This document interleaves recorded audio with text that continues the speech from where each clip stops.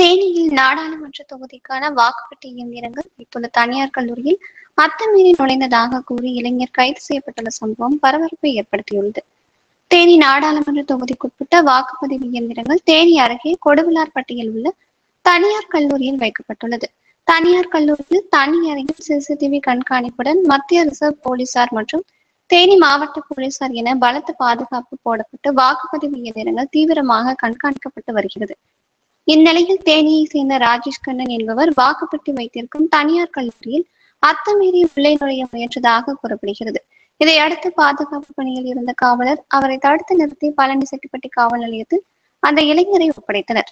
மேலும் கிராம நிர்வாக அலுவலர் கொடுத்த புகாரின் அடிப்படையில் காவல்துறையினர் வாக்குப்பட்டி வைத்துள்ள தனியார் கல்லூரியில் அத்துமீறி நுழைந்ததாக கூறிய அந்த இளைஞரை கைது செய்துள்ளனர்.